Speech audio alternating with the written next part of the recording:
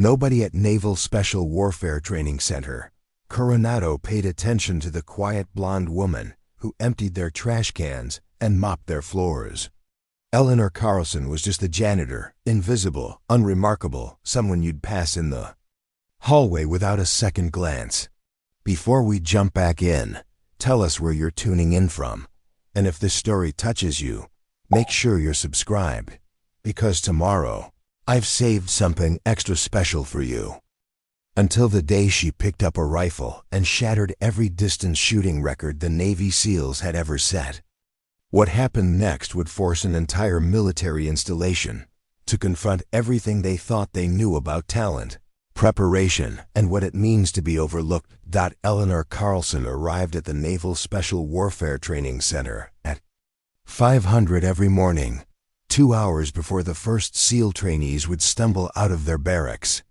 She preferred it that way, the silence, the empty corridors, the chance to work without curious stares or awkward conversations about her accent. At 26, she'd been cleaning the Coronado facility for 18 months, and most people still didn't know her name. She moved through the buildings with practiced efficiency, her cart loaded with supplies, her blonde hair pulled back in a simple ponytail that never seemed to come undone, no matter how much she worked. The SEALs and instructors who passed her in the hallways saw exactly what they expected to see. Another invisible service worker, probably an immigrant.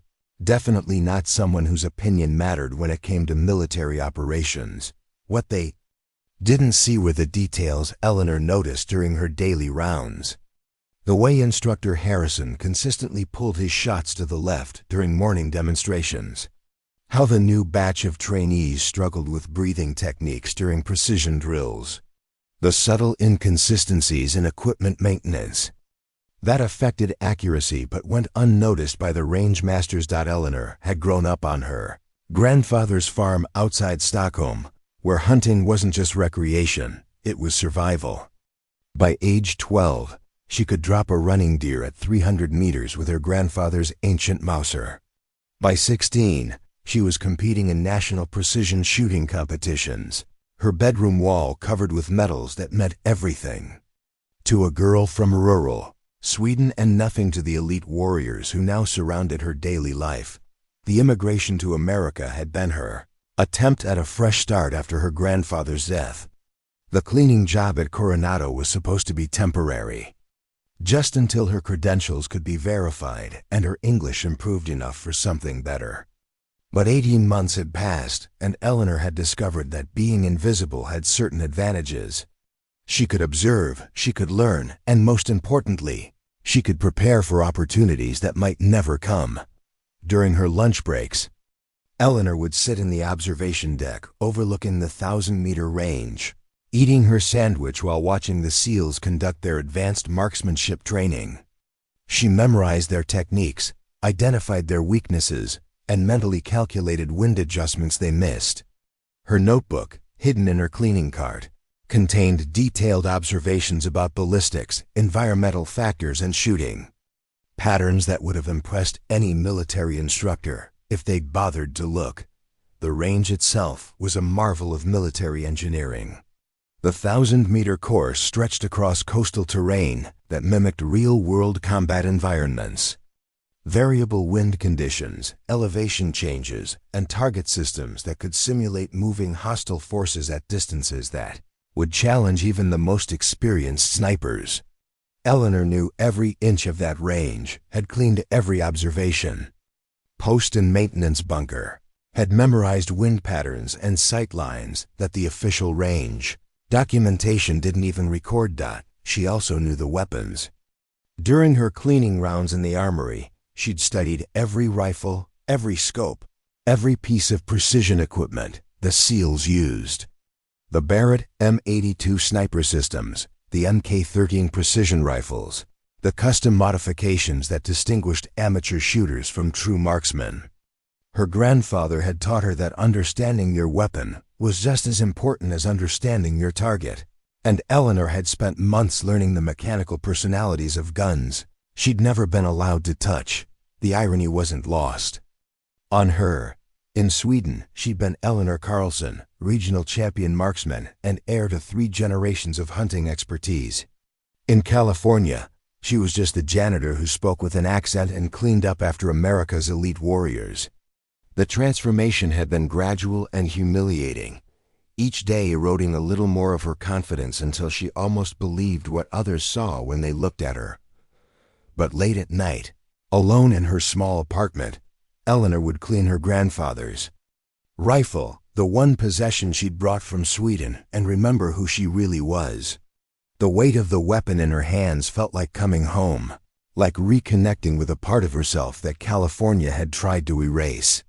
She'd hold the rifle and imagine the day when someone would finally see past the cleaning cart and discover what she was truly capable of.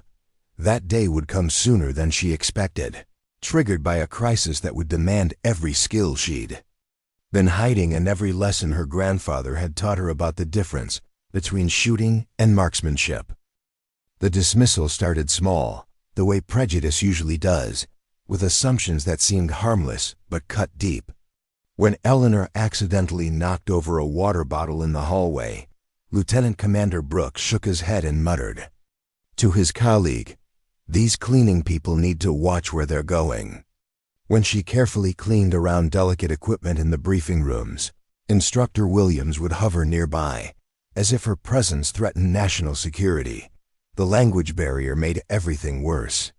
Eleanor's English was fluent but accented, and she'd learned that speaking up often led to requests to repeat herself or, worse, patronizing slow speech responses from people who assumed accent meant ignorance. So she'd developed the habit of nodding and smiling, completing her work efficiently while conversations flowed around her as if she weren't there.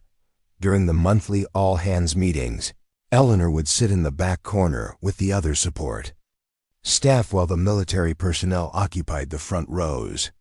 The meetings covered training updates, safety protocols, and operational changes that directly affected her work, but questions were never directed toward the support staff. They were expected to absorb information passively and adapt their routines accordingly. The SEAL trainees were the worst. They'd arrived at Coronado with egos inflated by Hollywood movies and recruitment propaganda, convinced that their selection alone made them elite. Eleanor had watched dozens of classes cycle through, observing the same patterns of arrogance and assumption. They'd make jokes about the help when they thought no one was listening, or worse, when they knew the help was listening but considered them too insignificant to matter. She'd overheard countless conversations that revealed their true opinions. "These foreign workers are everywhere now," one trainee had complained while Eleanor cleaned nearby windows. "Half of them probably can't even understand what we're saying." His companion had laughed and added, "As long as my trash gets emptied and my floors stay clean, I don't care if they speak Martian." The casual dehumanization was constant and exhausting. Eleanor wasn't Eleanor to them. She was the cleaning lady, or that blonde girl, or sometimes just a gesture toward her general location. Her individual existence mattered so little that most couldn't be bothered to learn her name, despite seeing her 5 days a week for over a year. The range staff was particularly dismissive. Master Sergeant Rodriguez, who oversaw all marksmanship training, treated Eleanor like a potential contamination source whenever she cleaned the shooting facilities. "Don't touch anything important," he'd warn, as if her familiarity with precision equipment posed some mysterious threat. "Just empty the trash and get out." Eleanor's attempts to be helpful were consistently misinterpreted. When she noticed that humidity changes were affecting ammunition storage in Building C, she'd tried to mention it to Rodriguez. He'd cut her off mid-sentence. "Ma'am, I don't need cleaning advice from the janitorial staff. Just stick to your mops and buckets." The incident with the scope calibration had been particularly humiliating. Eleanor had noticed that one of the Leupold scopes in the advanced training room was slightly off-center, a mechanical issue that would throw off accuracy at long distances. She'd approached Instructor Harrison after his morning class, pointing out the problem with the respectful deference. she'd learned was necessary for any interaction with military personnel. Preparing and narrating this story took us a lot of time, so if you are enjoying it, subscribe to our channel. It means a lot to us. Now back to the story. Harrison had stared at her as if she'd sprouted a second head. "You think you know something about precision optics?" he'd asked, his voice carrying the particular tone reserved for amusing absurdities. "Lady, these scopes cost more than you make in 6 months. They're maintained by certified armorers, not ... He'd gestured vaguely at her cleaning cart. The implication clear: the scope had indeed been faulty. Discovered 3 days later when a trainee's shots consistently missed during a qualification exercise. But Harrison never acknowledged Eleanor's correct assessment, and she never bothered pointing out the connection. She'd learned that being right, while invisible, was often worse than being wrong while noticed. The systemic exclusion extended beyond individual interactions. Eleanor wasn't invited to training briefings that affected her schedule, wasn't consulted about facility modifications that impacted her work, and wasn't included in safety discussions despite knowing the buildings better than most permanent staff. She existed in a parallel universe where her knowledge and observations were irrelevant because her job title predetermined her value. The other support staff had adapted to this reality with varying degrees of resignation. Maria, who handled food service, had developed a protective shell of aggressive pleasantness that deflected condescension through relentless cheerfulness. Frank, the maintenance supervisor, had learned to make his expertise seem like lucky guesses rather than professional competence. They'd all found ways to navigate the dismissive environment, but none had found ways to escape it. Eleanor's coping mechanism was different. She channeled her frustration into preparation, using each slight as motivation to prove, someday, somehow, that their assumptions were catastrophically wrong.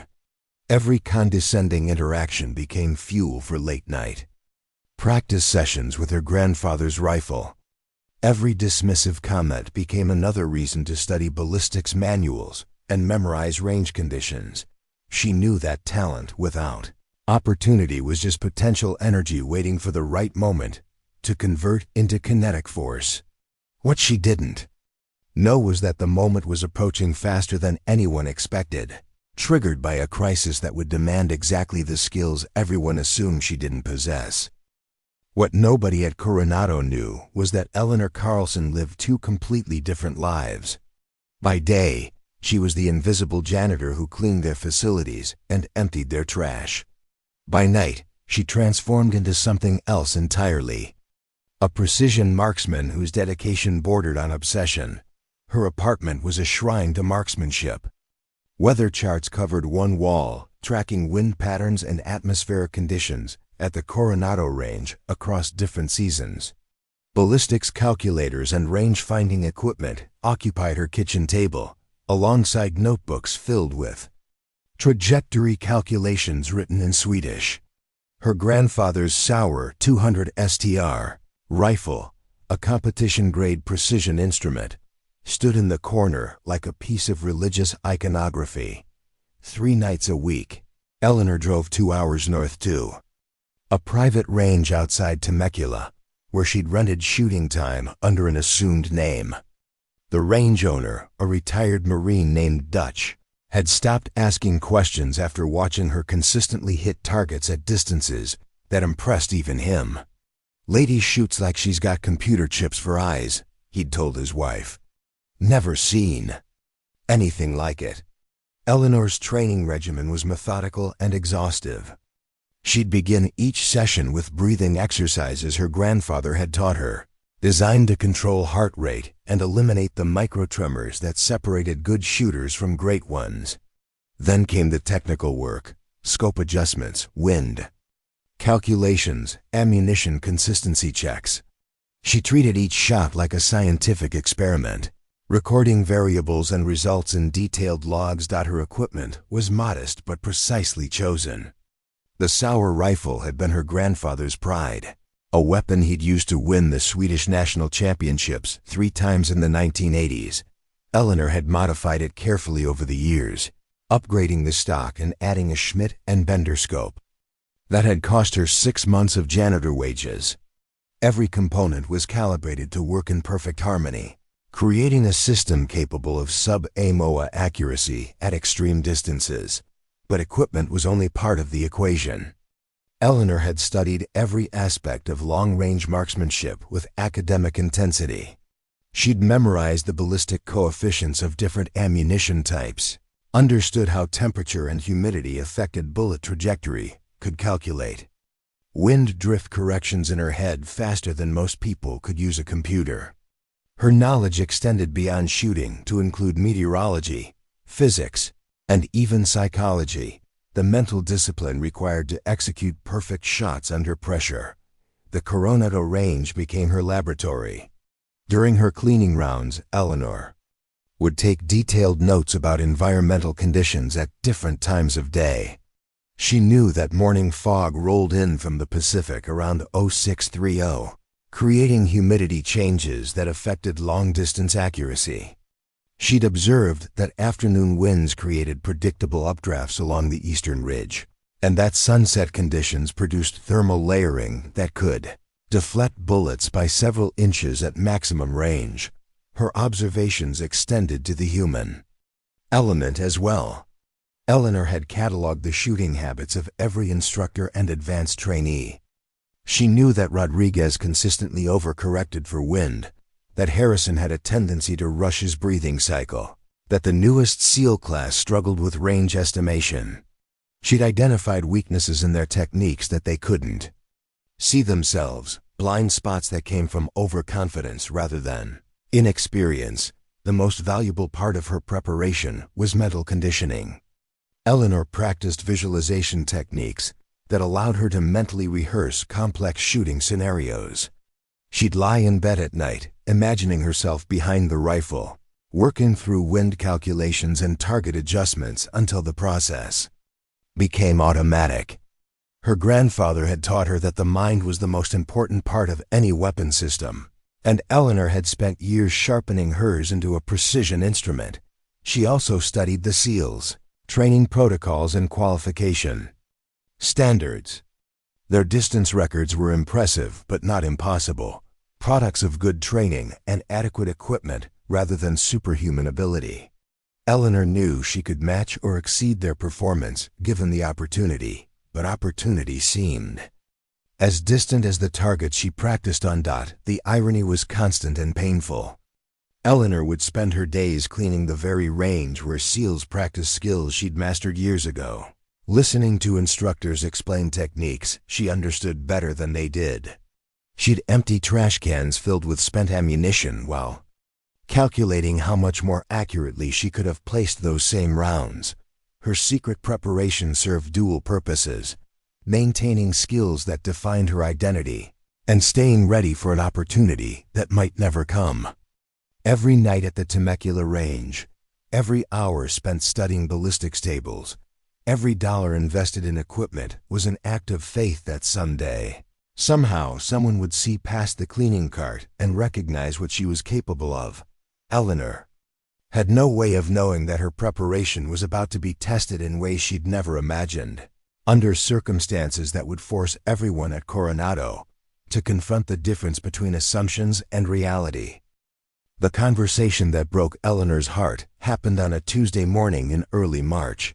She was cleaning the instructor's lounge, moving quietly around the coffee station while Master Sergeant Rodriguez and Lieutenant Commander Brooks discussed the upcoming inter-service marksmanship competition. "We need to show these Army boys how real shooting is done," Rodriguez was saying, stirring sugar into his coffee. "But honestly, Mike, I'm worried about our depth. We've got 3 solid shooters, but that 4th spot ... double quotes." He shook his head. "Peterson chokes under pressure. Williams hasn't been the same since his shoulder injury. And the new guys just don't have the experience yet." Brooks nodded thoughtfully. "What about bringing in someone from outside? Maybe one of the retired instructors?" "Thought about it, but the competition rules are clear: active duty personnel only. We're stuck with what we've got." Rodriguez glanced around the room, his eyes passing over Eleanor as if she were part of the furniture. I just wish we had more options. This competition matters, Mike. It's not just about bragging rights. The winning team gets featured in military times, gets funding for advanced training programs. It could change everything for our marksmanship program. Eleanor's hand tightened on her cleaning cloth. She'd read about the competition, a grueling test of precision, shooting that would determine the best military marksman in the country. The kind of competition she'd dreamed of entering. The kind of challenge that would have excited her grandfather beyond measure. Maybe we should lower our expectations, Brooks suggested. Focus on not embarrassing ourselves rather than trying to win. Never, Rodriguez replied firmly. I'd rather lose with pride than succeed with mediocrity. But damn, it kills me knowing we're leaving performance on the table. Somewhere out there is probably someone who could help us win this thing, but we'll never find them because they're not wearing the right uniform or don't have the right credentials. Eleanor bit her lip to keep from speaking. The irony was suffocating. Rodriguez was lamenting the absence of talent while that talent stood 3 feet away, invisible behind a mop and bucket. The conversation that truly devastated her happened later that same week. Eleanor was cleaning the advanced training classroom when she overheard Instructor Harrison talking to a group of SEAL candidates about the mental aspects of marksmanship. The thing you need to understand, Harrison was explaining, is that precision. Shooting isn't just about mechanics. It's about having the right mindset, the right background.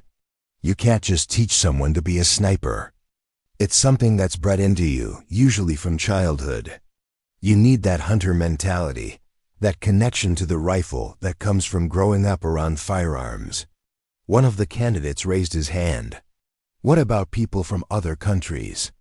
Sir, don't some of them have strong shooting traditions? Harrison laughed dismissively. Sure, but there's a difference between hunting rabbits in Europe and what we do here. Military marksmanship requires a level of aggression, a warrior mindset that's uniquely American. These European shooters might be technically proficient, but they lack the killer instinct you need in combat situations. Eleanor felt her cheeks burn. Her grandfather had survived 3 wars, had taught her that precision shooting was about respect for the weapon, respect for the target, and absolute commitment to excellence. The idea that marksmanship required aggression rather than discipline would have made him laugh. Besides, Harrison continued, most foreign nationals who end up working around military facilities are here because they couldn't make it in their home countries. They're not exactly the cream of the crop, if you know what I mean. The candidates chuckled, and Eleanor felt something cold settle in her stomach. She'd immigrated to America seeking opportunity, not because she'd failed in Sweden. But Harrison's words reflected an assumption she encountered constantly. That accent meant inadequacy. That foreign birth suggested second-class capability. The worst conversation happened during her lunch break. Eleanor was sitting in the cafeteria, eating her sandwich while reading a ballistics manual, when she overheard 2 SEAL instructors at the next table discussing her directly.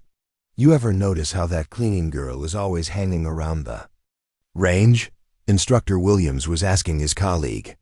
Yesterday, I caught her staring at the targets through binoculars during her break. Probably never seen real shooting before, the other instructor replied.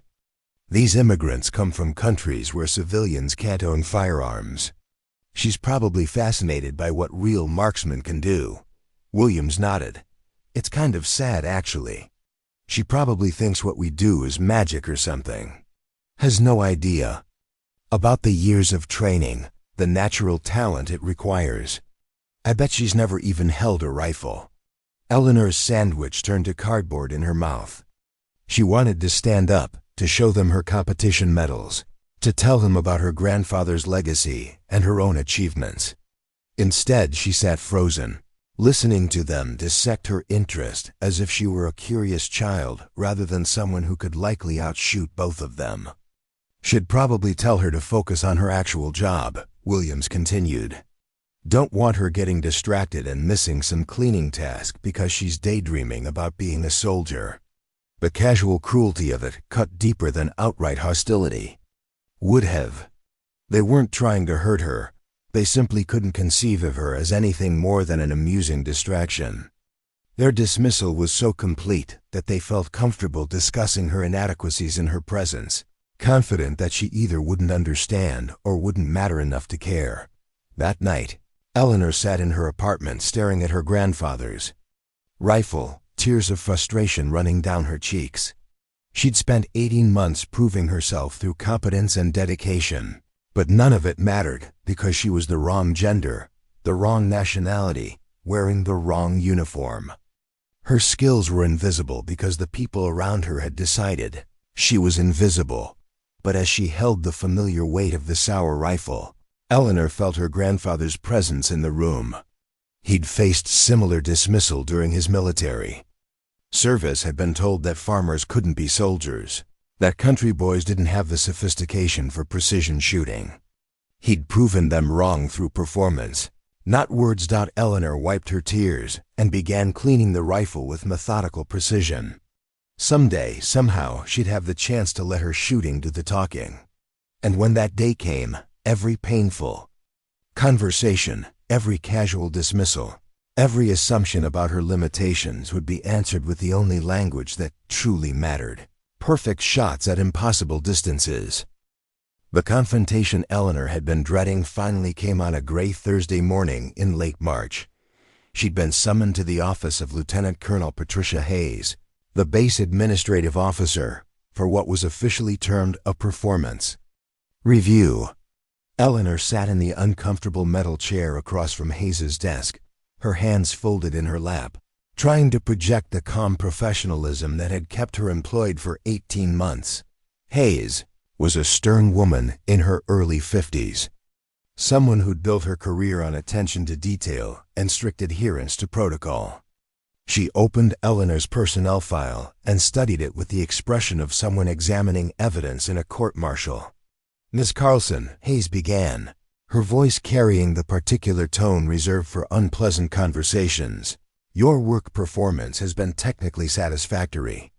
Your supervisors report that you complete your assigned tasks efficiently and without complaint. However, there have been some concerns raised about your extracurricular activities." Eleanor felt her stomach tighten. "I'm sorry, ma'am. I don't understand what you mean." Hayes consulted a notepad filled with handwritten observations. "Multiple staff members have reported seeing you spending excessive time in areas outside your assigned cleaning zones. You've been observed studying range operations, examining equipment, and taking what appear to be detailed notes about activities that fall well outside your job responsibilities." "I take notes about maintenance issues," Eleanor replied carefully. "Broken equipment, safety hazards, things that might need attention. I thought that was part of being thorough." "Thorough would be reporting these issues through proper channels," Hayes countered. "What you've been doing is conducting unauthorized surveillance of military training operations. Yesterday, Instructor Harrison reported that you approached him with unsolicited advice about equipment calibration. The day before, Master Sergeant Rodriguez found you studying ballistics charts in the range office during your lunch break." Eleanor's cheeks burned with embarrassment and frustration. Every example Hayes cited had been an attempt to be helpful, to use her knowledge in service of the facility's mission. But presented this way, her action sounded suspicious, even threatening. "Ma'am, I was only trying to—" Hayes held up a hand, cutting her off. "Miss Karlsson, I need you to understand something very clearly. You are employed here as janitorial staff. Your job is to clean floors, empty trash, and maintain basic facility hygiene. It is not to analyze military operations, study classified equipment, or provide unsolicited technical advice to trained military professionals." The word "classified" hit Eleanor like a physical blow. She'd never sought access to classified information, had never shown interest in anything beyond the basic mechanics of marksmanship. But Hayes was reframing her curiosity as a potential security threat. "I think there may be a misunderstanding," Eleanor said, her voice steady despite the growing panic in her chest. "I grew up around firearms in Sweden. I have some experience with precision shooting. I was only trying to help when I noticed equipment problems." His expression hardened. "Miss Karlsson, your background is irrelevant to your current position. Whatever experience you may have had in Sweden does not qualify you to evaluate United States military equipment or training procedures. The fact that you believe it does suggests a fundamental misunderstanding of your role here." Eleanor felt the familiar weight of dismissal settling over her, but this time it carried official authority. Hayes wasn't just ignoring her capabilities, she was formally prohibiting their expression. "Furthermore," Hayes continued, "your supervisor has reported that you've been asking questions about training schedules, competition preparations, and operational procedures. This level of interest in activities outside your assigned duties is inappropriate and potentially problematic from a security perspective." Security perspective? Eleanor couldn't keep the shock out of her voice. "Ma'am, I would never do anything to compromise security. I'm simply interested in the work that happens here. Your interests are noted, Miss Karlsson, but they need to be contained within appropriate boundaries. I'm going to be very clear about what those boundaries are." Hayes leaned forward, her voice taking on the formal tone of someone delivering official instructions. "You will limit your activities to your assigned cleaning duties. You will not spend time in areas outside your designated work zones during breaks or lunch periods. You will not engage military personnel in discussions about equipment, training, or operational matters, and you will cease any note-taking or observation activities related to range operations." Eleanor felt something cold and heavy settle in her chest. Hayes was essentially ordering her to become even more invisible, to suppress not just her skills, but her curiosity about the world around her. "Ma'am, with respect, I don't understand why trying to be helpful is seen as a problem. In Sweden, we were taught that everyone contributes to mission success, regardless of their specific role." His expression shifted from stern to almost pitying. "Miss Karlsson, you're not in Sweden anymore.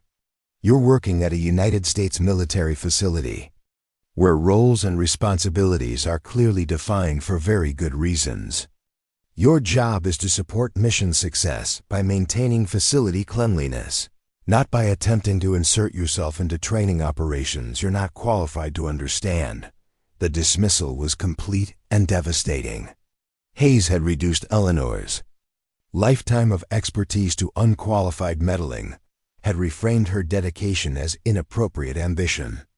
Worse, she'd done it with the authority of official policy, making Eleanor's skills not just invisible but forbidden. "I want to be absolutely clear about the consequences," Hayes continued. "Any further reports of inappropriate behavior will result in immediate termination. This conversation constitutes your official warning. Do you understand?" Eleanor nodded, not trusting her voice to remain steady. She understood perfectly. She was being told to accept her place, to stop dreaming of contributing anything beyond basic manual labor, to abandon any hope that her real capabilities might someday be recognized. "Good, you're dismissed."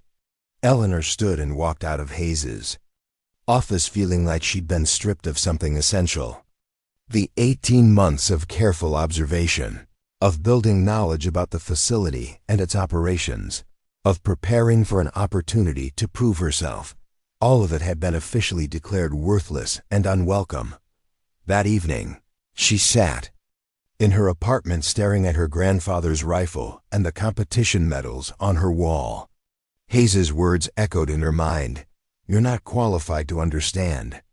The same dismissal she'd heard in different forms for 18 months, now backed by official authority and the threat of job loss.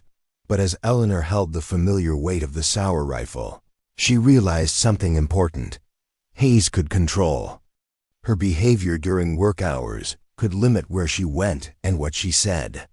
But Hayes couldn't control what she knew, couldn't erase the skills her grandfather had taught her, couldn't diminish the preparation that had become second nature. Eleanor carefully cleaned the rifle and returned it to its place in the corner. Tomorrow she would comply with Hayes's restrictions, would limit herself to emptying trash and mopping floors. But she would also continue to observe, to learn, and to stay ready. Because somewhere in the back of her mind, she sensed that the opportunity to prove everyone wrong was coming, whether they wanted it to or not. Eleanor approached the range building's tactical operations center with her heart pounding but her resolve absolute. Through the glass doors, she could see Master Sergeant Rodriguez hunched over topographical maps with instructors Harrison and Williams, their faces etched with the kind of stress that came from facing an impossible mission with inadequate resources. She knocked on the doorframe, her cleaning cart positioned beside her as camouflage for what she was about to attempt. Rodriguez looked up with barely concealed irritation at the interruption. "Not now, Martinez," he said, using the wrong name as he always did. "We're dealing with a critical situation here." "Karlsson," Eleanor corrected quietly. "And I know about the sniper threat. I believe I can help." Harrison looked up from the ballistics computer where he'd been running trajectory calculations. "Help? Look, lady, we appreciate the concern, but this isn't something civilians need to worry about. Just stick to your regular duties and let us handle this." Eleanor stepped closer to the maps, her eyes immediately identifying the elevated positions that would offer the best sight lines to the naval base. Her grandfather had taught her to read terrain like others read books, and she could see tactical opportunities that the instructors were missing. "The shot distances are 1,200 to 1,400 meters, she said, her voice steady despite the magnitude of what she was attempting. "Variable coastal winds, afternoon thermal activity, and elevated positions that will require precise angle calculations. Your current approach won't work." Rodriguez stared at her as if she'd started speaking in tongues. "Your current approach? Lady, you clean floors for a living. What could you possibly know about long-range precision shooting?" Eleanor had rehearsed this moment in her mind countless times, but the reality was more terrifying than she'd imagined. Everything depended on the next few sentences, her credibility, her future, and potentially the lives of innocent people. "I know that your ammunition selection is wrong," she said, pointing to the cases of military standard rounds they'd prepared. "You're using M118LR, which is fine for 800-meter shots, but lacks the ballistic coefficient for maintaining accuracy at extreme range. You need Sierra Match King 175-grain boat-tail hollow points with a BC of at least 496. The room fell silent. Harrison's expression shifted from dismissive to confused. "How do you know about ballistic coefficients?" "I know that your scope settings don't account for the Coriolis effect at these distances," Eleanor continued, her technical knowledge flowing freely for the first time in 18 months. "At 1,200 meters, Earth rotation will deflect your shots by nearly 2 inches. I know that coastal humidity at this time of day will increase air density, requiring compensation in your elevation calculations." Williams stood up from the communications console where he'd been coordinating with base command. "This is ridiculous. Rodriguez, why are we listening to the cleaning lady lecture us about physics?" But Rodriguez was studying Eleanor with new eyes. He'd spent 20 years in military marksmanship, and he recognized expertise when he heard it, regardless of its source. "Where did you learn this?" "Sweden," Eleanor replied.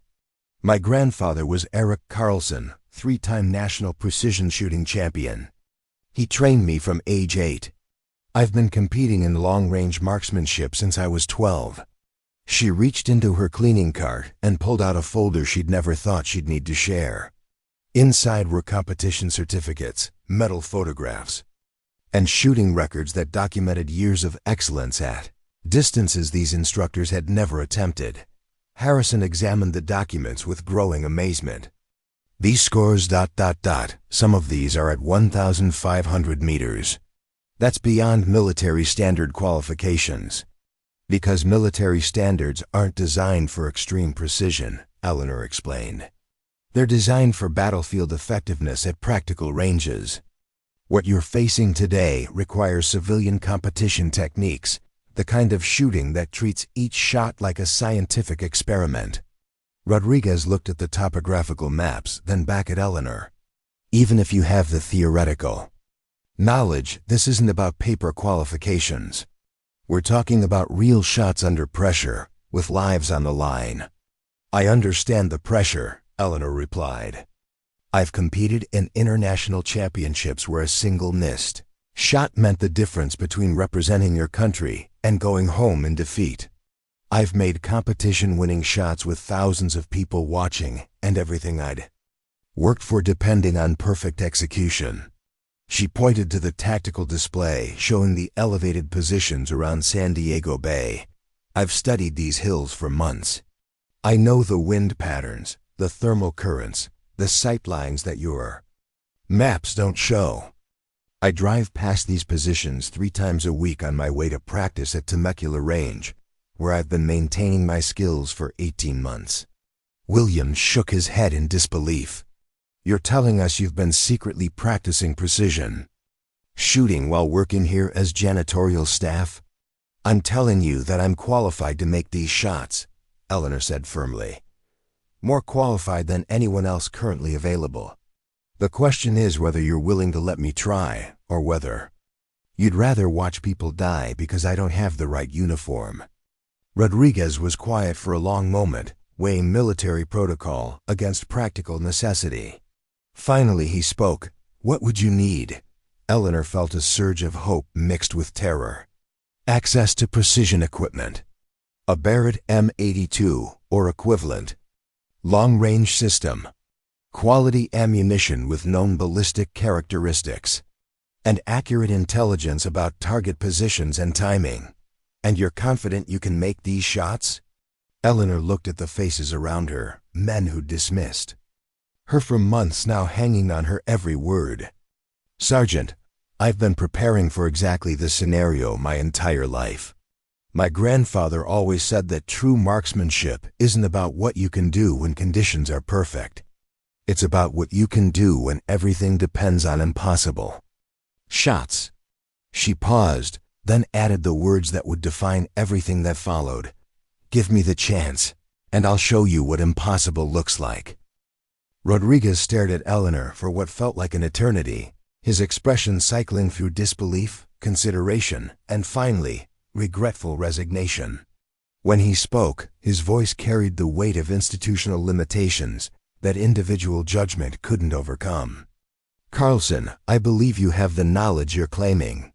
These documents are impressive, and your technical understanding is beyond question.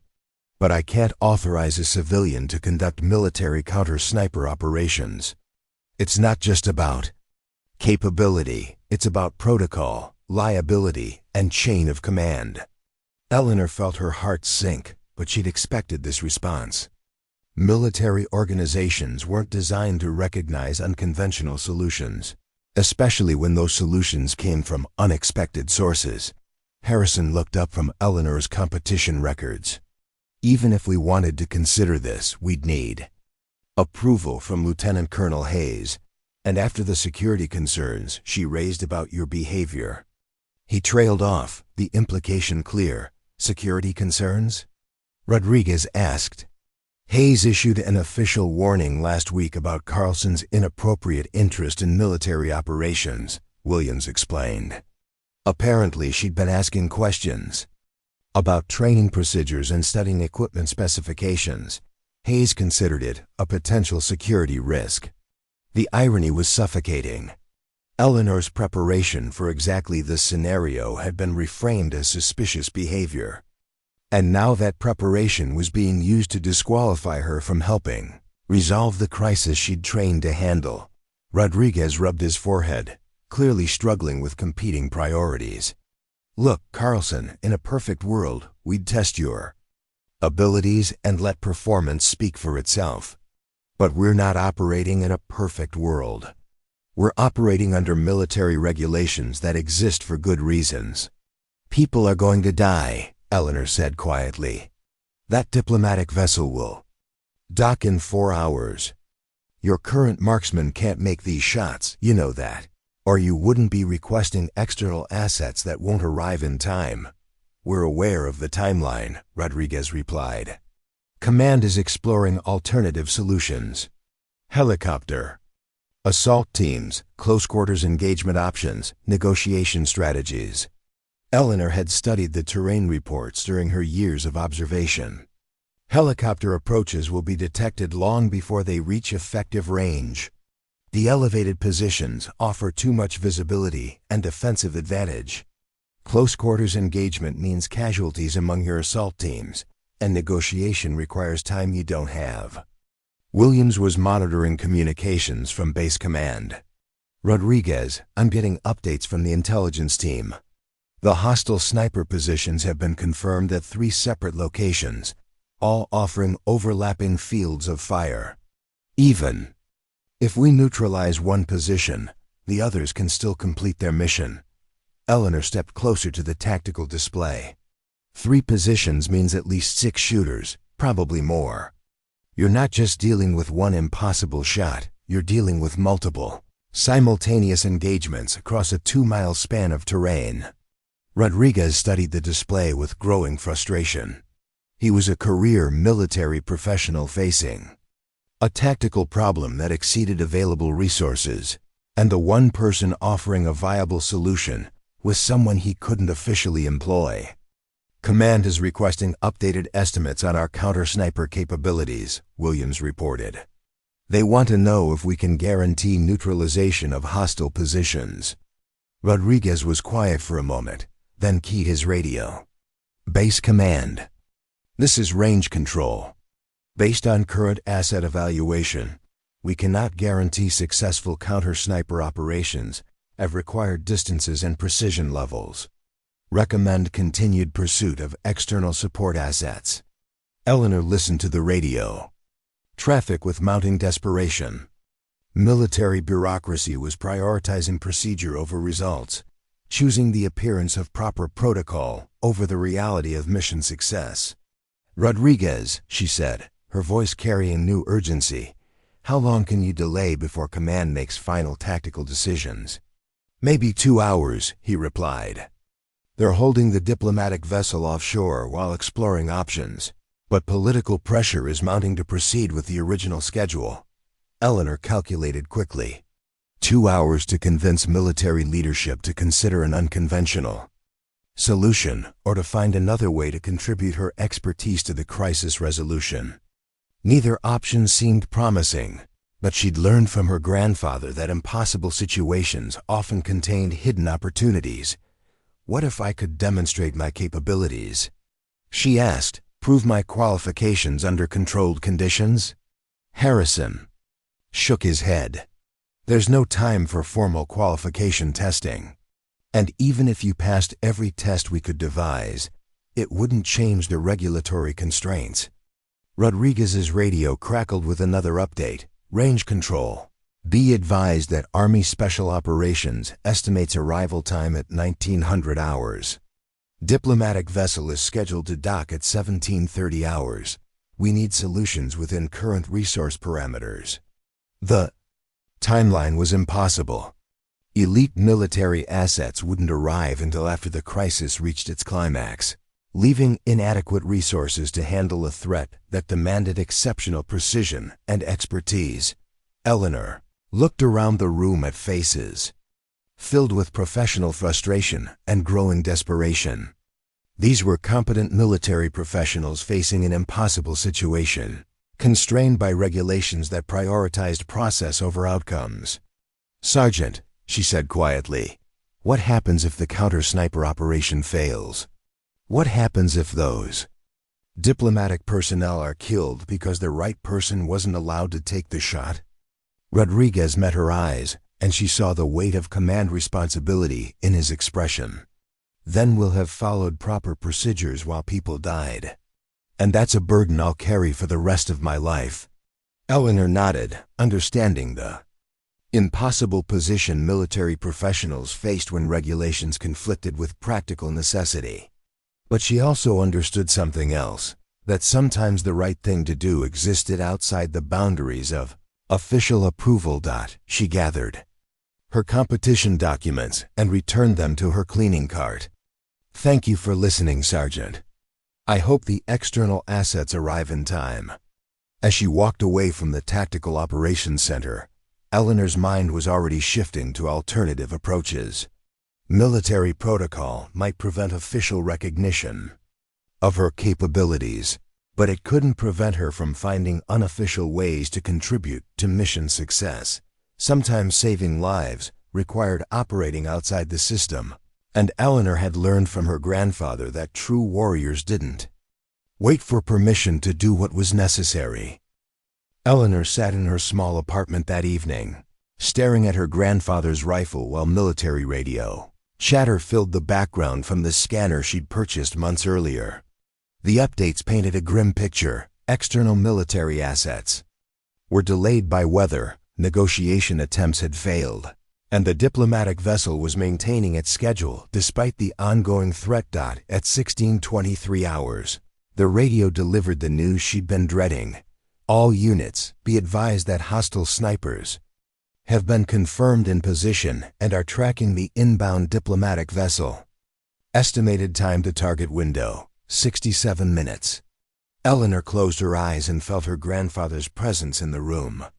Eleanor Karlsson had spent 3 wars learning that sometimes the right action required ignoring orders, that true service meant prioritizing mission success over personal safety. He'd taught her that weapons were tools of responsibility, not power, and that expertise carried the obligation to act when lives hung in the balance. She opened her gun safe and began the methodical process of preparing her equipment. The Sauer 200 STR had been her grandfather's pride, but for this mission, she needed something with more range and stopping power. Hidden beneath false panels in her bedroom closet was equipment she'd never mentioned to anyone. A Barrett M821 system she'd acquired through careful private purchases over 2 years. The rifle was civilian legal but military capable. Chambered in .50 BMG with a Leupold Mark IV scope calibrated for extreme range precision. Eleanor had spent countless hours at the Temecula range, perfecting her familiarity with the system, using it for 1,500-meter shots that pushed the boundaries of civilian marksmanship competition. As she assembled the rifle, Eleanor's hands moved with practiced efficiency born of thousands of repetitions. Each component clicked into place with mechanical precision that mirrored her mental state. Fear was present but controlled, channeled into the hyperfocus her grandfather had taught her to cultivate under pressure. The ammunition selection was critical. Eleanor chose Barnes Match Burner, 750-grain rounds with a ballistic coefficient of .968, projectiles designed for extreme accuracy at distances that challenged conventional military applications. Each round represented months of salary, but she'd invested in them knowing that someday her life or others might depend on perfect ballistic performance. At 16:42 hours, her scanner crackled with updates from the mobile command post. Counter sniper teams in position but unable to acquire targets. Engagement distances exceed effective range parameters. Requesting permission to attempt helicopter insertion. Eleanor knew the helicopter option would fail. The terrain offered too much defensive advantage to entrenched snipers, and assault teams would be detected long before reaching effective range. By the time conventional military assets could engage, the diplomatic vessel would be in harbor and civilian casualties would be inevitable. She loaded her equipment into her civilian pickup truck, along with camping gear that would provide cover for her real mission. To anyone who asked, she was heading to her usual weekend shooting practice at Temecula. In reality, she was driving toward the coastal hills where she'd spent months studying wind patterns and sight lines for exactly this scenario. The drive took 43 minutes through increasingly military-controlled terrain. Eleanor used back roads and hunting trails she'd explored during her weekend practices, approaches that avoided official checkpoints while still providing access to elevated positions, overlooking San Diego Bay. At 1729 hours, she established her firing position on a ridge that offered clear sight lines to all 3 hostile sniper locations. The position was 1,347 meters from the nearest target, within her proven capabilities, but beyond anything the military marksman at Coronado could attempt with confidence. Eleanor deployed her equipment with the efficiency of someone who'd rehearsed the scenario countless times in her mind. The Barrett M82A1 settled onto its bipod with familiar weight, the scope aligned perfectly with her shooting position. She'd calculated the ballistic solutions during the drive: 34.7 OA elevation adjustment, 2.1 AO windage correction for the prevailing coastal breeze. Her radio scanner provided real-time updates. Diplomatic vessel now entering harbor approach. Hostile sniper teams have clear sight lines.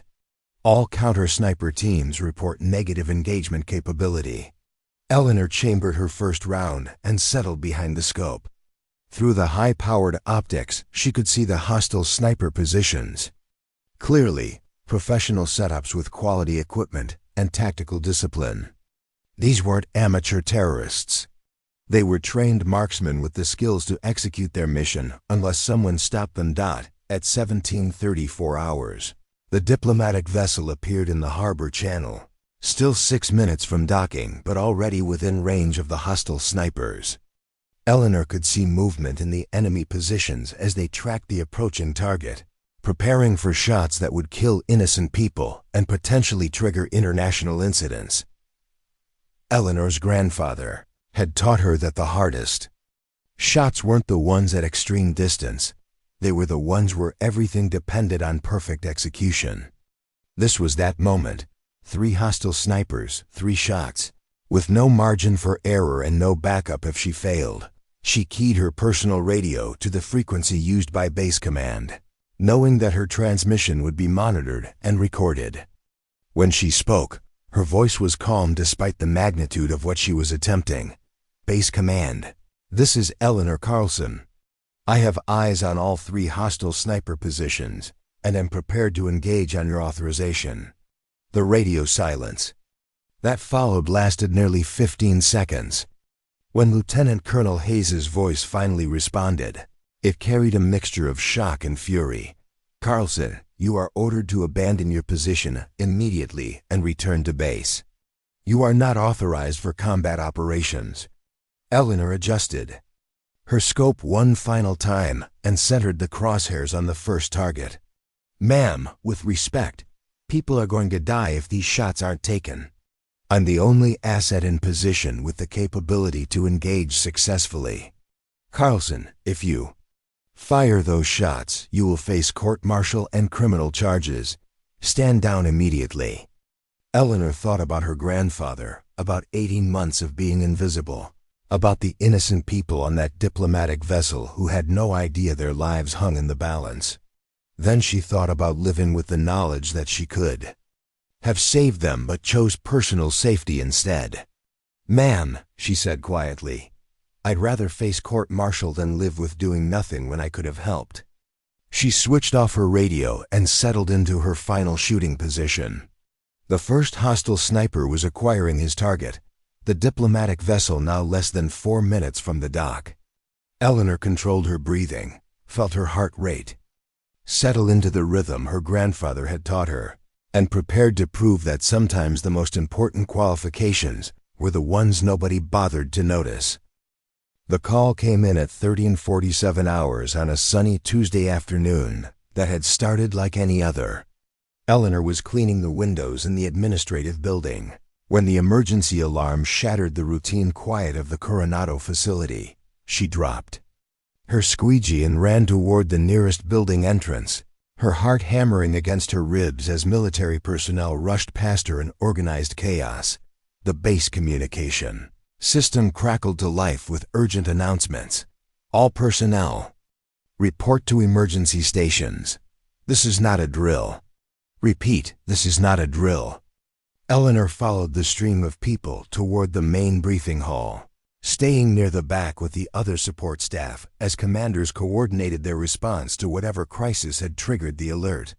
Lieutenant Colonel Hayes stepped to the front of the rapidly filling auditorium, her face grim as she waited for the crowd to settle. When she spoke, her voice carried the weight of genuine emergency. 40 minutes ago, we received a credible terrorist threat against Naval Base, San Diego. Intelligence indicates that hostile forces have positioned a sniper team in the hills, overlooking the harbor, with the capability to target high-value vessels and personnel from extreme range. Eleanor felt her blood turn cold. She knew those hills, had studied them during her drives to the Temecula Range.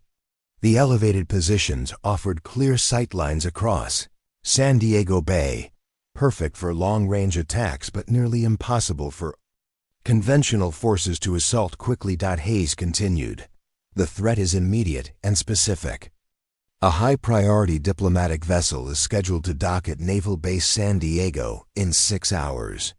If the hostile sniper team remains in position, they will have clear shots at distances exceeding 1,200 meters. Standard military and law enforcement assets cannot neutralize targets at that range with the precision required to prevent civilian casualties. The room buzzed with tense conversation as the implications sank in. Eleanor's mind automatically began calculating the technical challenges. 1,200 meters in coastal conditions meant dealing with variable winds, humidity changes, and the kind of precision shooting that separated competent marksmen from true masters of the craft. Our response options are limited, Hayes announced.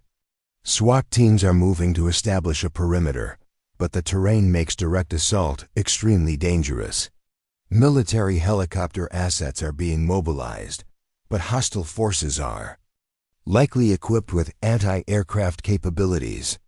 We need to neutralize this threat before that diplomatic vessel reaches the harbor. Master Sergeant Rodriguez stood up from the front row. Ma'am, what about counter-sniper operations? Do we have assets capable of engaging targets at that range? Hayes consulted her briefing materials. That's our primary challenge, Sergeant. The engagement distances exceed the effective range of most of our qualified marksmen. We're requesting support from Marine Scout sniper teams and Army Special Operations, but their response time puts them here after the diplomatic vessel's scheduled arrival. Eleanor felt a familiar frustration building in her chest. She'd trained for exactly this scenario: extreme-range precision shooting under pressure, with civilian lives hanging in the balance.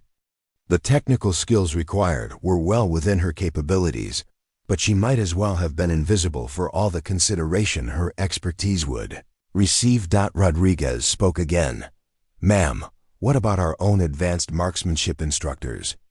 Harrison and Williams both have extensive long-range experience. Both are being evaluated, Hayes replied.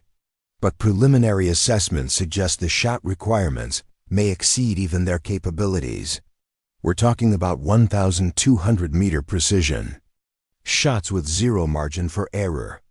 The kind of shooting that's more theoretical than practical for most military applications. Eleanor's hands clenched involuntarily. Theoretical to them, perhaps, but not to someone who'd spent years perfecting techniques for exactly these distances. Her grandfather had taught her that true marksmanship wasn't about standard military applications. It was about pushing the boundaries of what was possible when lives depended on perfect execution. The briefing continued with logistical discussions and contingency planning, but Eleanor's mind was racing through ballistic calculations. The coastal hills would create complex wind patterns, especially in the afternoon when thermal currents became unpredictable. Ammunition selection would be critical. Boat-tail bullets with high ballistic coefficients to maintain stability over extreme distances. Scope adjustments would need to account for the angle of elevation and the density of maritime air as military personnel filed out to their Assigned emergency stations, Eleanor remained in her seat, paralyzed by the knowledge that she possessed exactly the skills needed to resolve this crisis. She could make those shots. Given the right equipment and accurate intelligence about target locations, she could neutralize hostile snipers at distances that challenged even the most experienced military marksmen. But she was just the janitor, the woman who'd been officially warned against showing interest in activities outside her assigned duties. The immigrant whose opinions on military matters had been dismissed as unqualified. Presumption. Eleanor stood and walked slowly toward the exit, her mind torn between duty and self-preservation. Hayes had made it clear that any attempt to involve herself in military operations would result in immediate termination. But people were going to die if this threat wasn't neutralized, and she might be the only person at Coronado capable of making the shots that mattered.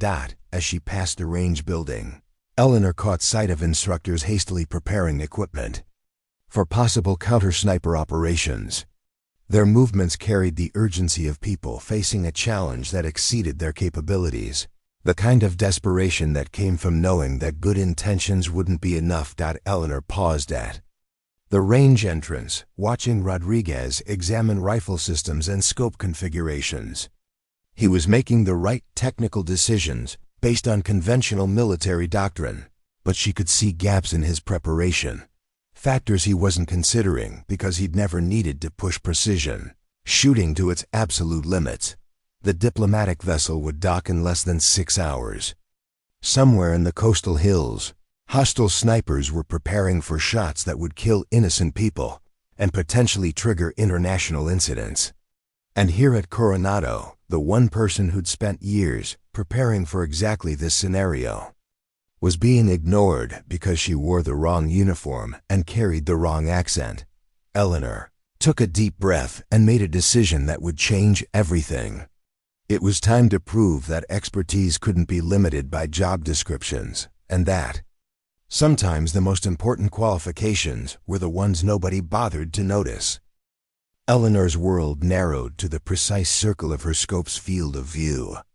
80 months of dismissal and invisibility fell away, replaced by the crystalline focus her grandfather had trained into her since childhood. The first hostile sniper was 1,347 meters away, positioned behind a concrete barrier that offered protection from conventional approaches, but left him exposed to her elevated angle of fire.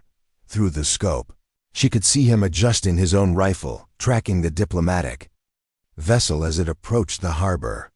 His positioning was professional, his equipment expensive and well-maintained. But he'd made the mistake of assuming no counter-sniper assets could engage at this range, leaving his profile partially exposed to someone with Eleanor's capabilities and equipment. Eleanor controlled her breathing, feeling her heart rate slow to the rhythm she'd practiced 10,000 times. The Barrett M82A1 was perfectly zeroed, the ballistic calculations confirmed through months of practice at similar distances. Wind conditions were stable, humidity accounted for in her scope adjustments. Every variable had been measured and compensated. For at 1736 hours, the first hostile sniper settled into his final firing position. Eleanor could see his finger moving toward the trigger, preparing for the shot that would kill innocent diplomatic personnel and shatter the peaceful evening in San Diego Bay. Eleanor's finger found her trigger, the familiar weight and resistance, as known to her as her own heartbeat. She exhaled halfway and held, feeling the perfect stillness that separated good shooters from great ones. The crosshairs settled on target with mechanical precision. The Barrett M82A1 erupted with controlled violence, the .50 BMG round leaving the muzzle at 2,799 feet per second. Eleanor rode the recoil with practiced efficiency, already cycling the bolt for her second shot as the first projectile crossed nearly 3/4 of a mile of coastal air. 1.7 seconds later, the first hostile sniper ceased to exist as a threat. Eleanor immediately pivoted to the second position, 1,289 meters away at a slightly different angle. The sniper had heard her shot and was scanning for the source, but his position left him exposed to her carefully chosen firing location. Through her scope, she could see him beginning to realize the tactical situation had changed dramatically. The second shot came 12 seconds after the first, another perfect ballistic solution executed with the precision of someone who'd spent years preparing for exactly this scenario. The hostile sniper's rifle fell silent before he could acquire his target. The third position presented the greatest challenge, 1,402 meters, across variable terrain with a partially concealed target. Eleanor could see movement, but not a clear shot, forcing her to wait for the hostile sniper to expose himself enough for engagement.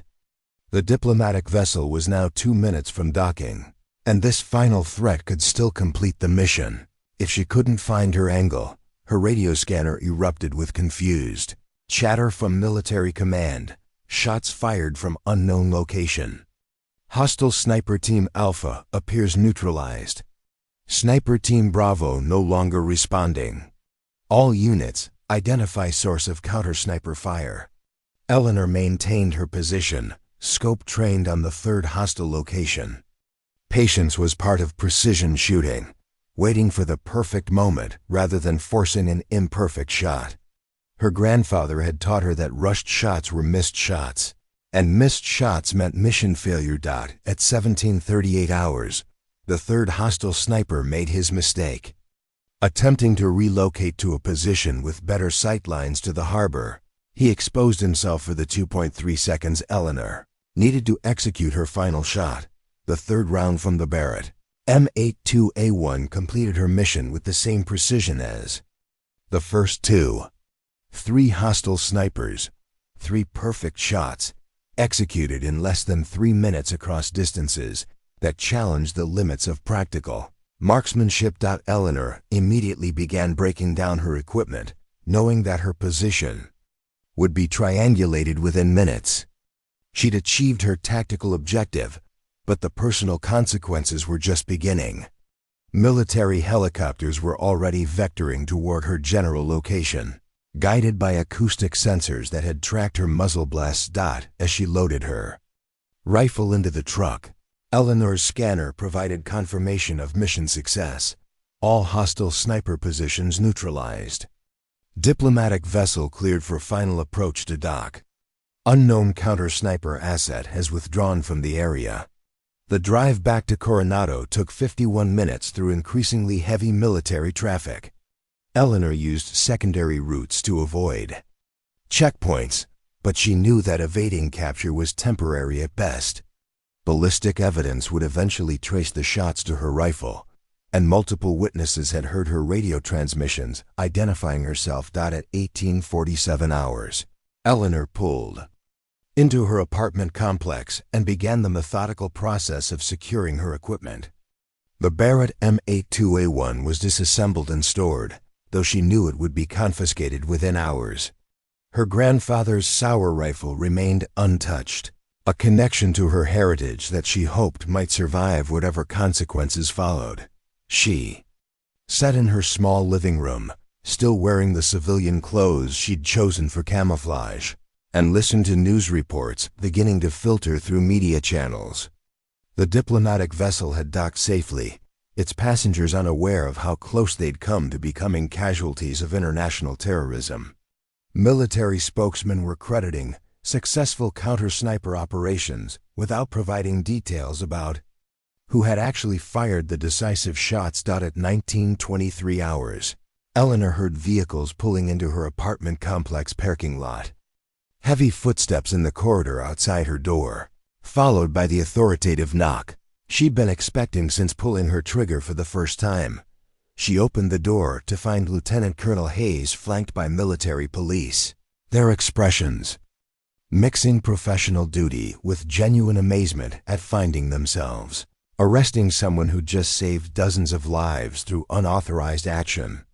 "Eleanor Karlsson," Hayes said formally, "you are under arrest for violation of military security protocols, unauthorized use of weapons in a combat zone, and conducting military operations without proper authorization. Eleanor nodded calmly. She'd known these consequences were inevitable from the moment she made her decision to act. But as Hayes read her rights, Eleanor felt something she hadn't experienced in 18 months, the quiet satisfaction of knowing that when it mattered most, she'd proven that expertise couldn't be limited by job descriptions or dismissed because of accent and appearance.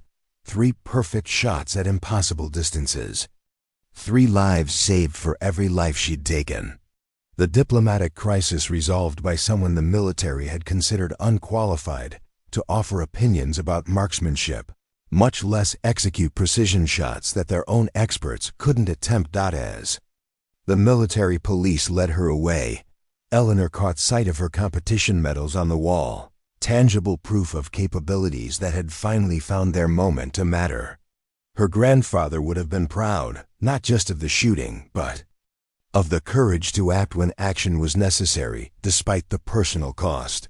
The impossible had been made possible, one perfect shot at a time. The interrogation room at Naval Special Warfare Command was stark and windowless, designed to make suspects feel isolated and vulnerable.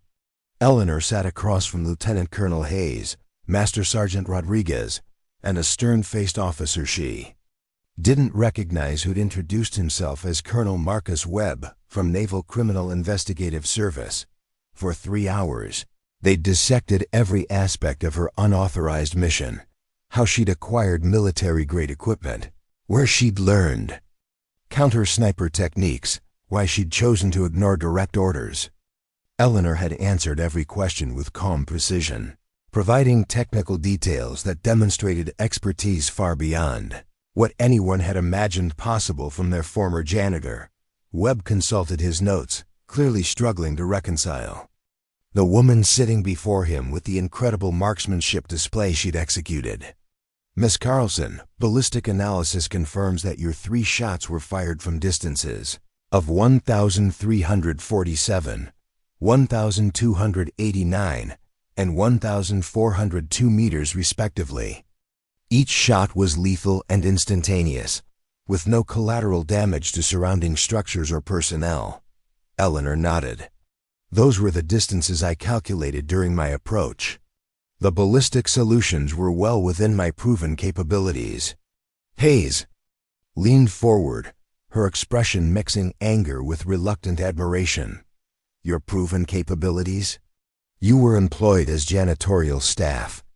How exactly did you prove your ability to execute precision shots that exceed military sniper qualification standards? Eleanor reached into the folder she'd been allowed to retain and pulled out additional documentation she hadn't shared during the crisis. International competition records, professional instructor certifications from Sweden, and photographs of her with precision rifles that clearly showed years of advanced training. I competed internationally for 12 years, Eleanor explained. My longest recorded competition shot was 1,847 meters at the European Long Range Championships in 2019. I placed 3rd overall against competitors from 17 countries, most of whom were current or former military snipers. Rodriguez studied the competition results with growing amazement. These scores.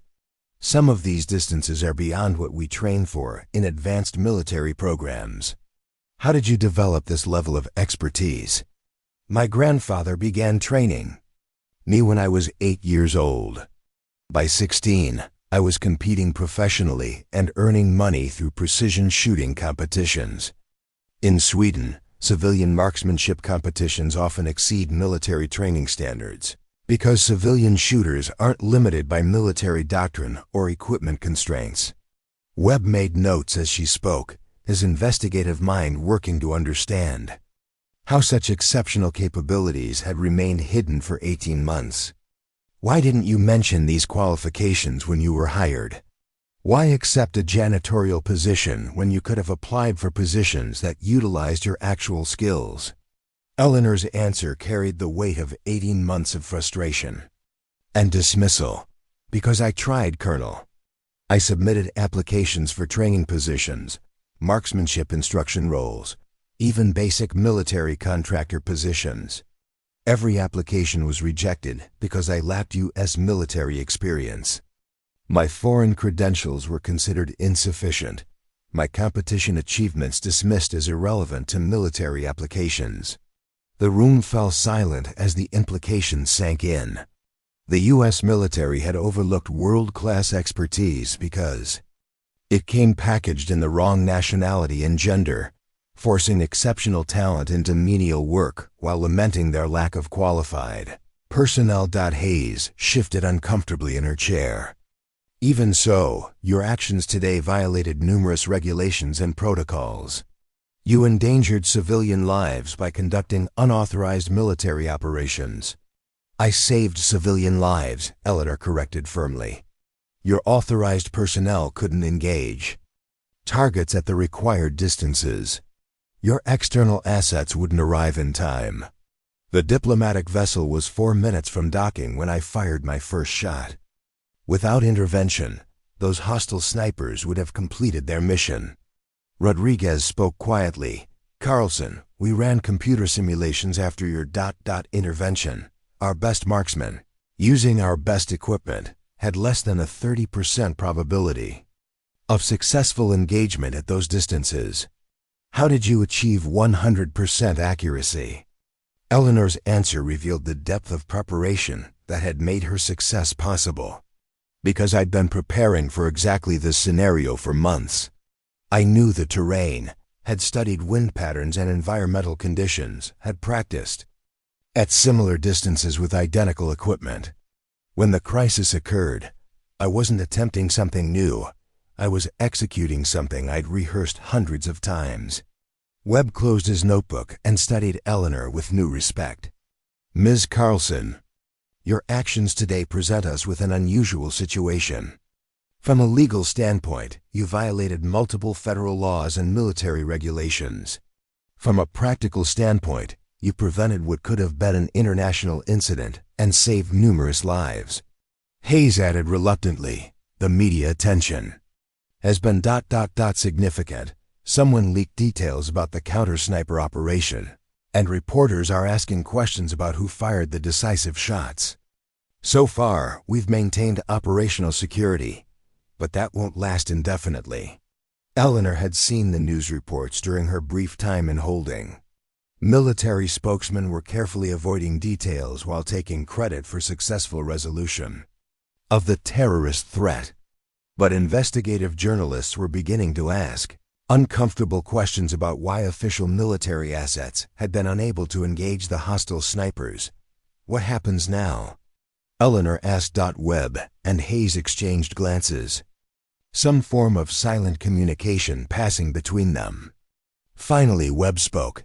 That depends on several factors. Your technical expertise is undeniable. Your results speak for themselves, and frankly, we need people with your capabilities. But we also can't ignore the fact that you flagrantly violated direct orders and conducted unauthorized military operations. Rodriguez leaned forward, his expression thoughtful. Karlsson, hypothetically speaking, if you were offered the opportunity to apply those skills in an official capacity, would you be interested? Eleanor felt her heart skip a beat. After 18 months of invisibility and dismissal, the possibility of official recognition seemed too good to be true. You mean as a military contractor or civilian instructor? We mean, Hayes said slowly, as someone whose expertise is properly recognized and utilized. The specific details would need to be worked out, but today's events have made it clear that we've been underutilizing available resources. Eleanor thought about her grandfather, about the competition medals gathering dust in her apartment, about 18 months of cleaning floors while possessing skills that could save lives. The opportunity she'd dreamed of was finally being offered. Emerging from the crisis that had forced everyone to acknowledge what she'd always been capable of. Colonel, she said carefully, I've spent my entire adult life preparing to use these skills in service of something greater than personal achievement. If you're offering me the chance to do that officially, then yes, I'm very interested. Webb nodded slowly. Then let's discuss what official recognition might look like for someone who just shattered every assumption we had about talent, preparation, and the importance of looking beyond surface appearances. The formal hearing convened 3 days later in the base commander's conference room, a proceeding that felt more like a cross between a court-martial and a job interview. Eleanor sat at a polished oak table facing a panel of 5 officers, including Base Commander Admiral Sarah Mitchell, whose reputation for fairness was matched only by her intolerance for bureaucratic nonsense. Admiral Mitchell opened the proceedings with characteristic directness. Ms. Karlsson, we're here to determine the appropriate response to your actions during the terrorist incident. You violated direct orders, conducted unauthorized military operations, and put yourself at considerable personal risk. You also prevented what intelligence analysts now confirm would have been a catastrophic international incident. Eleanor had spent 3 days preparing for this moment, consulting with the Navy-appointed legal counsel who'd been assigned to her case. But as she faced the panel, she realized that her best defense wasn't legal technicalities. It was the simple truth about why she'd acted. Admiral, I understand that my actions violated military protocol. I accept full responsibility for those violations.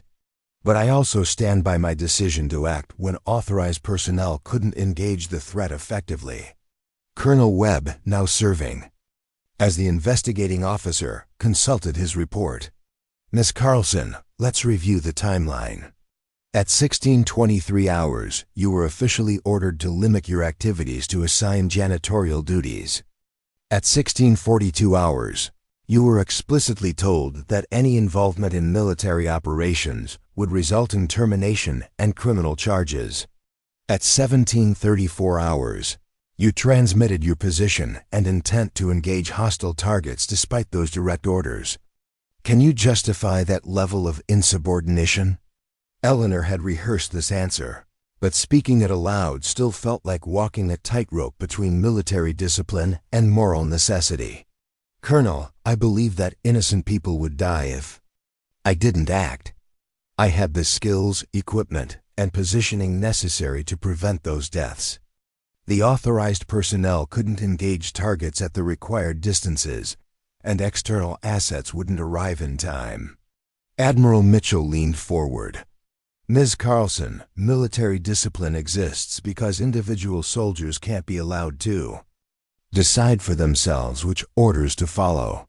If everyone made personal decisions about when to ignore command authority, we'd have chaos instead of an effective fighting force. I understand that, Admiral. But I also understood that my unique capabilities created a unique responsibility. I wasn't a typical soldier making a typical decision about following orders. I was someone with world-class expertise facing a situation that demanded exactly those skills. Master Sergeant Rodriguez, who'd been quiet throughout the proceeding, finally spoke. Karlsson, walk us through your decision-making process. What made you believe you could succeed where military-trained personnel couldn't? Eleanor pulled out the technical analysis she'd prepared, spreading ballistic charts and trajectory calculations across the table. I'd been studying this exact scenario for months. The sight lines, wind patterns, environmental conditions. I knew them better than anyone on base because I'd been preparing for this possibility while everyone else assumed it would never happen. She pointed to specific calculations showing the technical requirements for successful engagement. Military doctrine trains for practical battlefield distances, typically 800 meters or less. Competition shooting trains for maximum theoretical distances, sometimes exceeding 2,000 meters. The terrorist threat required competition-level skills applied to a military situation. Lieutenant Colonel Hayes, who'd maintained a stony expression throughout the hearing, asked the question Eleanor had been dreading. Even accepting your technical capabilities, how do you justify ignoring the chain of command? Why didn't you trust military leadership to find appropriate solutions? Eleanor's answer cut to the heart of 18 months of frustration. Ma'am, Because military leadership had already demonstrated that they couldn't see solutions that didn't fit standard protocols. I'd been dismissed as unqualified to offer opinions about marksmanship, despite having better credentials than most of your instructors. My expertise was invisible because it came from the wrong source. Admiral Mitchell studied Eleanor's competition records, which had been entered as evidence. These achievements are remarkable, Ms. Karlsson, but they raise an obvious question. Why were you working as janitorial staff instead of in a position that utilized these skills? Because I was never given the opportunity to demonstrate them officially. My applications for positions utilizing marksmanship skills were rejected due to lack of U.S. military experience. Foreign credentials were considered insufficient. I was told that civilian competition achievements weren't relevant to military applications. The panel exchanged glances, recognizing the systemic failures that had led to exceptional talent being overlooked and underutilized. Colonel Webb asked the final question, Ms. Karlsson. If faced with the same situation again, direct orders to stand down versus the opportunity to save lives using your unique capabilities, what would you do? Eleanor didn't hesitate. I'd make the same choice, Colonel. I became a precision shooter to serve something greater than myself.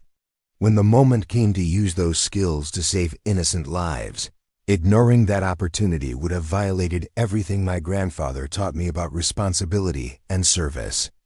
Admiral Mitchell was quiet for a long moment, then looked at each panel member before speaking. Ms. Karlsson, your actions represent both the best and worst of individual initiative.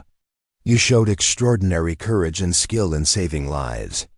But you also showed concerning disregard for military authority and protocol. Eleanor felt her heart sink, but Mitchell continued.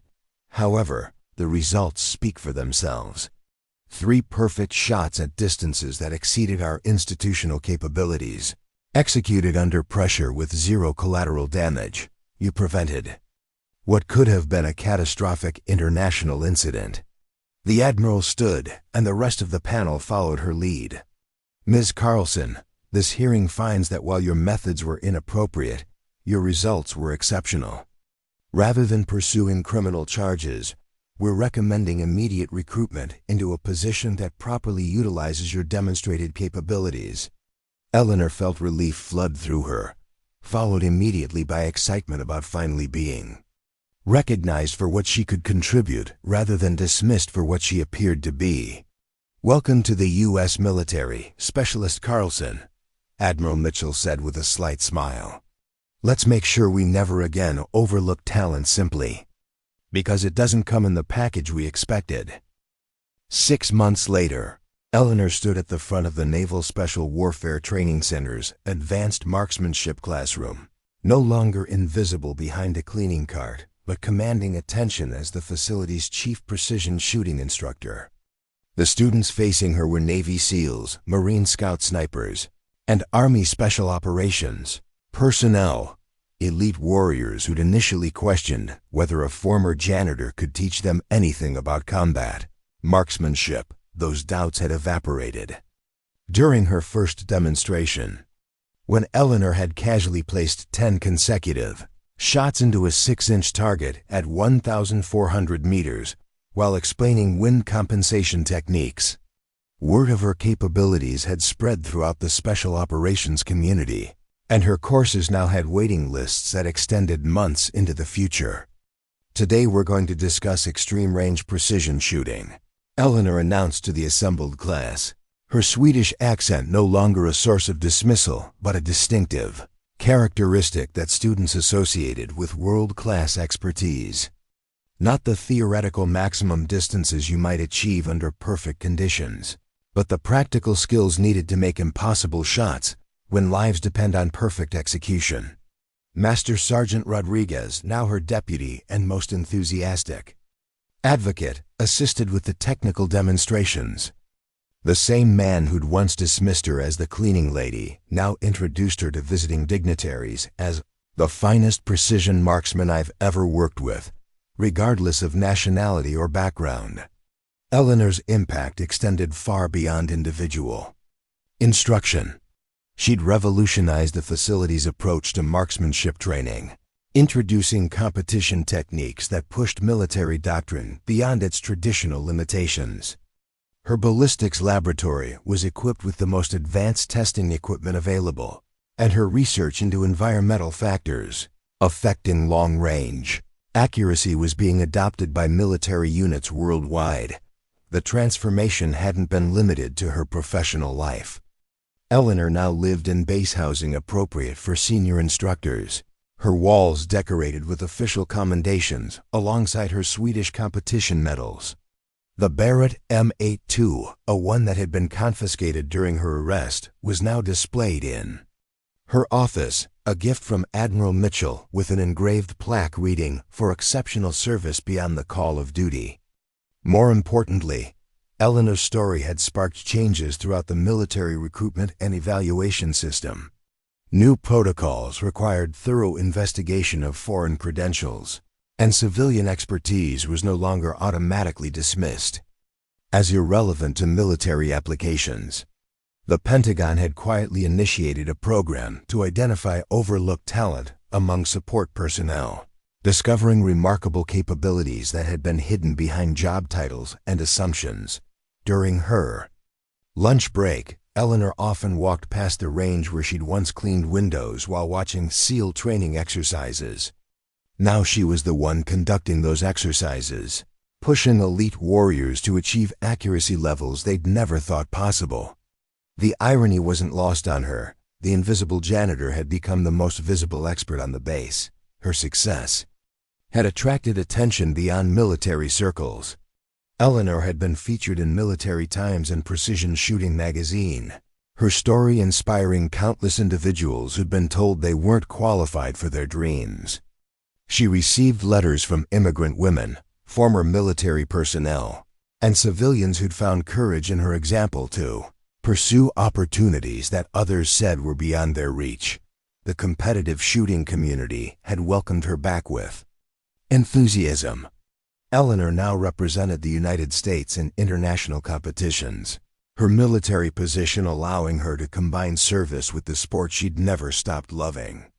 Her most recent competition victory, a new world record at 1,987 meters, had been dedicated to her grandfather's memory and to everyone who'd ever been told they weren't enough.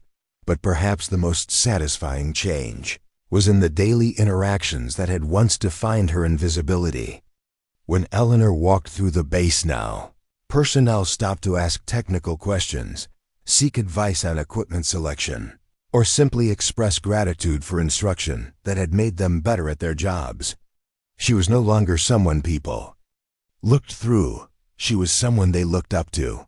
Lieutenant Colonel Hayes, who'd once threatened Eleanor with termination for showing too much interest in military operations, now regularly consulted with her on training program development. Their professional working relationship was cordial and productive, built on mutual respect that transcended their complicated history. "The best part," Rodriguez had told her recently, "is watching new students realize that expertise doesn't always come in the package they expected. You've changed how everyone here thinks about talent and capability." As Eleanor prepared for her afternoon advanced training session, she reflected on the journey that had brought her from invisible janitor to recognized expert. The 18 months of dismissal and frustration had been necessary preparation, teaching her patience and resilience that now served her students. Every slight, every assumption, every moment of being overlooked had contributed to the strength that enabled her to act when action mattered most. Her grandfather's rifle still held place of honor in her apartment, a reminder of the heritage and training that had made everything else possible. But now it was accompanied by official recognition, institutional support, and the satisfaction of knowing that her expertise was finally being used to its fullest potential. Eleanor looked out at the 1,000-meter range where she'd once watched training exercises from the observation deck, eating lunch in solitude while dreaming of opportunities that seemed impossible. Now she designed those exercises, led those training sessions, and pushed students to achieve accuracy they'd never imagined possible. The quiet janitor who'd once been too small to notice had become the instructor everyone wanted to learn from. The foreign woman whose accent had marked her as an outsider was now the expert whose techniques were being adopted throughout the military. The invisible cleaning lady had proven that the most important qualifications were often the ones nobody bothered to see. As her students filed into the classroom, Eleanor smiled and began the lesson that would push another group of elite warriors beyond their perceived limitations. After all, proving that impossible wasn't permanent had become her specialty, one perfect shot at a time. Up next, you've got 2 more standout stories right on your screen. If this one hit the mark, you won't want to pass these up. Just click and check them out. And don't forget to subscribe and turn on the notification bell so you don't miss any upload from us.